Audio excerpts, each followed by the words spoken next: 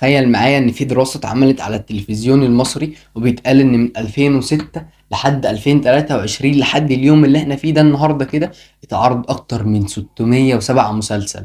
وال 607 مسلسل ما كانش فيهم مسلسل واحد بس بيعرض حاجة مفيدة، كان كلها حاجات بتهدم الدين تقريبا، وحاجات كلها بتحارب الدين، وحاجات كلها فيها الفاظ خارجة. 607 مسلسل دول كان فيهم اكتر من 3500 لفظ خارج، وكان فيهم اكتر من 607 مشاهد، وكان فيهم حاجات كتير غلط اصلا شرعا ما ينفعش تتعرض على جيل وتتعرض كده على العامة وعلى التلفزيون. المهم احنا هنتكلم النهاردة عن 4 حاجات. هنتكلم عن تأثير المسلسلات، ليه الانسان بيحب المسلسلات، اللاوعي، تأثير المسلسلات على الجيل الصغير. أول حاجة هنتكلم عن المسلسلات وتأثير المسلسلات.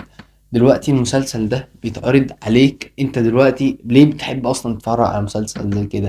دلوقتي انت بتحب تتفرج على مسلسل زي كده، اول حاجة المسلسل فيه موسيقى كتير، تاني حاجة في مشاهد كتير اللي انت اصلا ممنوع ان انت تشوفها، فانت تخيل بتشوفها المسلسل ده. اول ما حاجه بتتعرض قدامك زي كده فبيترفع هرمون التستيرون اللي عند الرجاله، وبيترفع هرمون الدوبامين. الدوبامين ده هو اللي مسؤول عن السعاده. انت دلوقتي بتتربط ان سعادتك كده بتكون مربوطه بالمسلسل وبالموسيقى اللي بتسمعها وبالمشاهد السريعه اللي بتبقى واللي في المسلسل والتاثيرات وكده. دي الحاجه اللي بتخليك تحب اصلا تتفرج على مسلسل زي كده من فتره كبيره. دي كده الحاجة اللي تخليك تحب تتفرج على مسلسل كده. دي كده من أول حاجة، دي كده حاجة بتأثر عليك وبتعلي عندك هرمونات أصلا ما ينفعش تعلى. ده كده تأثير المسلسلات بيجي عليك بالسلب طبعا.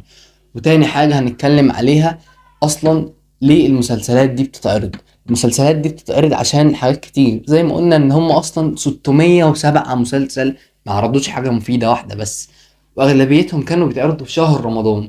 تخيل كده يخش شهر رمضان عليك اضرب 50 مسلسل يتعرض في شهر رمضان، عشان ايه بقى؟ يخلي الناس كده تتلهي في الشهر ده. كده كده الشياطين بقى متسلسلة، فاحنا ايه هنلهيهم احنا بقى شياطين الانس، فاهم؟ فانت هنا بتتعرض حاجات غريبة كمان، وبالذات في شهر رمضان بيكون الهدف انك تبعد اصلا عن الدين. ودي حاجة غلط، المفروض ان المسلسلات دي بيكون عليها رقابة اصلا قبل ما تنزل. ثالث حاجة اللاوعي. اللاوعي ده عاوزك تكون زي ما اغلبيه المسلسلات بتعرض لك مثلا شخص بيكون سفاح عموما يعني، وبيكون بقى هو البطل بتاع المسلسل ده، زي شخصيات كتير يعني هعرضها لكم، بس تقريبا كلها بتبقى حاجات غلط. فانت عندك في اللاوعي ان اللي بيقتل ده واللي عمال يحارب بقى وعنده ناس بيحاربها ومش عارف ايه طول المسلسل ده، ان ده هو البطل. انت ده كده بطل، انت طلعت عندك في اللاوعي، ودي حاجة مشكلة كبيرة جدا ان ده هو البطل. فبالتالي بنلاقي حاجات كتير بتحصل في المجتمع، زي ان واحد ذبح حد وحط دماغه في شنطة ومشي، وان زي محمود البنا الله يرحمه. حاجات كتير جدا بتحصل في اللاوعي عند الشباب اللي هو في سن العشرينات وكده، بتتعرض له الحاجات دي، فبيتربط عنده في اللاوعي ان دي حاجة صح اصلا، فاهم؟ اللي انت كده بطل بقى وشجاع، اللي انا امشي بسكينة بقى اموت مش عارف مين ومين ومين، انا كده راجل جامد، فاهم؟ ودي حاجة غلط جدا. دي كده أول حاجة. وتاني حاجة بيتربط عندك في اللاوعي، بتلاقيها في المسلسل معروض حاجات يعني ممكن ما يكونش أغلبكم خد باله منها، بس بيتعرض حاجة زي إيه؟ بيتعرض حاجة زي إن بيكون في راجل غني جدا، والراجل ده بيعمل كل حاجة هو نفسه فيها، وبيعمل حاجات برضه حرام ومش عارف إيه وكده، بس الراجل ده بيجي في المسلسل بيكون مسكين برضه ومش عارف إيه وكده. ودي برضه حاجة بتتعرض عندك في اللاوعي، ان لما بيكون هو مسكين وبيحصل معاه ظروف وكده، بس في نفس الوقت هو بيعمل حاجات غلط.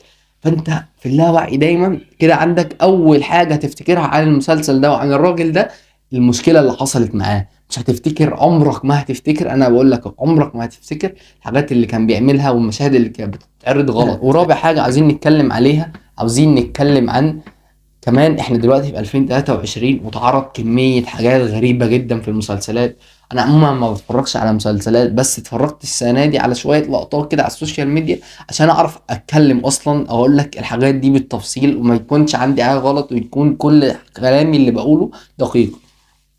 في حاجات اتعرضت كتير جدا كانت غريبة السنة دي، من اولهم رسالة الامام. تخيل كده رسالة الامام ده بيسيء للامام الشافعي. يعني الامام الشافعي ده اللي هو الامام الشافعي جه بعد كده علم الفقه جه، يعني علم الفقه اللي في الاسلام جه بعد الامام الشافعي اصلا. تخيل كده مسلسل 30 حلقة كده حاجة تافهة كده بيتريق على الامام الشافعي.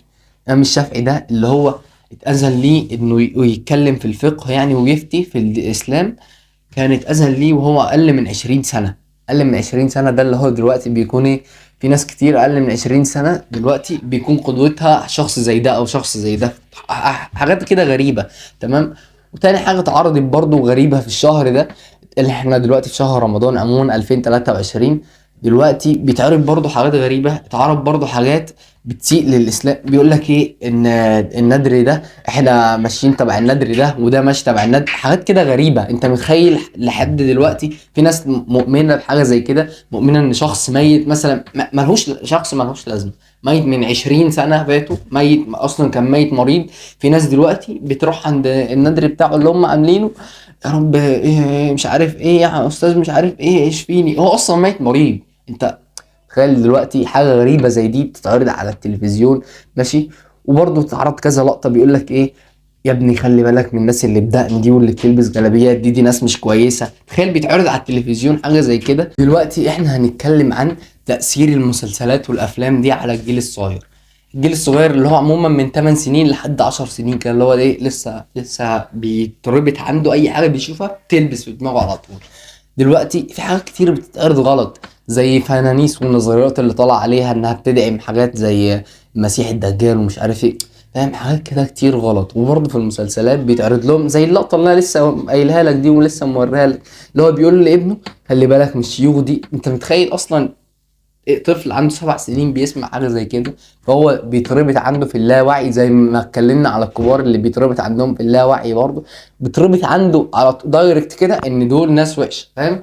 وبالعكس يعني انت شايف الحاجات اللي على السوشيال ميديا، الشيوخ اللي في الحقيقة والشيوخ اللي هم بيعرضوها، يعني فرق كبير ما بين ده وفرق كبير ما بين ده. دلوقتي احنا اتكلمنا تقريبا عن كل حاجة على المسلسلات وكده. دلوقتي عاوزك تكون عارف ان ده كله يعني سم بيتدس كده في المسلسلات، سم بيتدس في العسل كده. فاهم؟ دي حاجة انت شايفها كرييتيف بقى وحاجة كده جامدة، وفي نفس الوقت الحاجة دي بتضرك جدا. وبرضو اتسأل حد من المنتجين في السينما الأمريكية، اتسأل سؤال هو ليه بيعمل كده، وكان الرد صادم. الرد كان meaning. Now, you can't really do that without conning them, without, you can't be honest and do that, because in the end, it has no meaning.